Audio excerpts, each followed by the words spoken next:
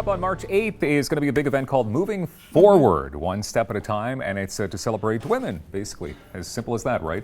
Charlotte Rigby, the president of the Canadian Federation of University Women, that's a mouthful. It is. CFUW. Okay, I would still mess that up. So you're the president, and welcome to Daytime Ottawa. Oh, it's wonderful to be here. Thank you Awesome. so much for having us. And with you is Leonard, and you're an amazing fashionista. You're a Thank you. designer. And we'll have some of your fashions coming out in moments with some lovely models. But first of all, the event happening on March 8th, obviously an important day. Well, March the 8th is traditionally International Women's Day. Okay. It's been celebrated since 1911, so it's a long time event. And the United Nations declared International Women's Day back in the 1970s to be an annual day of recognition. Mm-hmm. Is there a significance of the March 8th day, or? Actually, historically, it was the vote? date of a terrible fire in New York that killed many women. Oh, and I so see. this was the initial. Okay.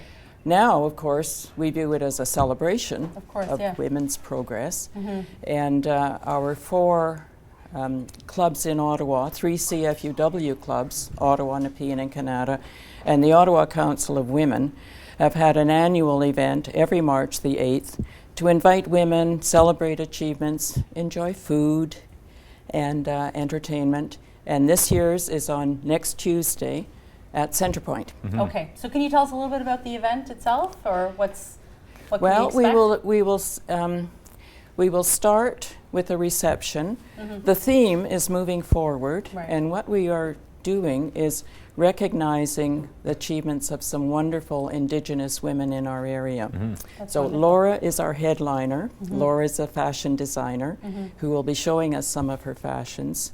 Linda Grisani, who is the director of the Aboriginal Arts Centre, will be showing us some wonderful art by Indigenous women. And Louise Profet-Leblanc is a master storyteller who will be winding up the program for us. That's wonderful. We think it'll be fabulous. It will It be will fabulous. Sorry, how many years has this event been going on?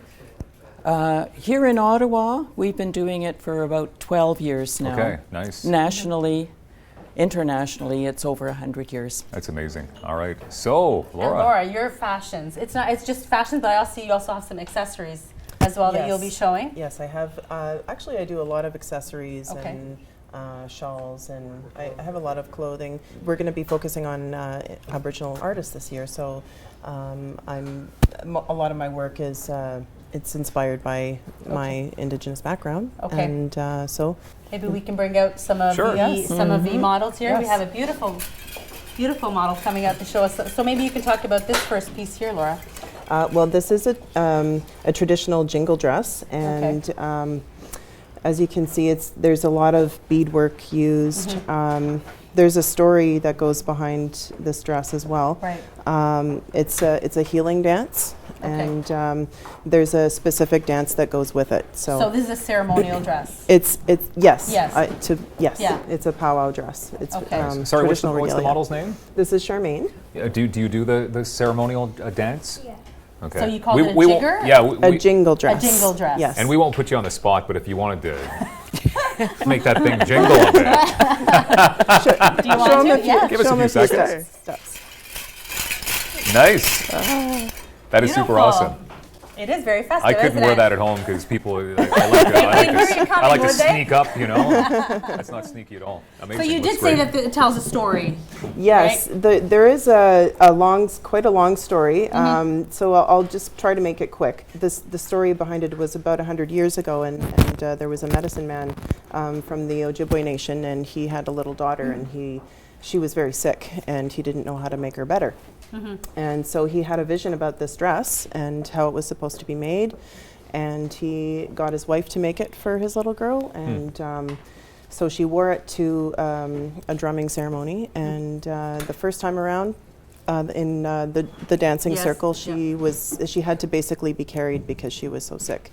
The Wow. second time around, she was able to walk with help, and the third time around, she was dancing on her own. That's Nice. beautiful, beautiful story. All And I right. see that we have another model there. Yes, this is Tessa. Maybe you could come in front. Yep. Tessa's wearing contemporary Aboriginal clothing, and she's wearing a shawl made from wool, and it's fully lined, and her skirt is made from leather and rabbit fur. Is that a theme with Aboriginal fashion? Just like you feel like the earth, or you draw in elements of nature within the fashion? I think so. It really depends on the designer, what background they come from, and what designs they've used in their culture. So, for me, I like to use a lot of leather and fur as well, but I also use fabric. There's no fancy dance that comes with this outfit?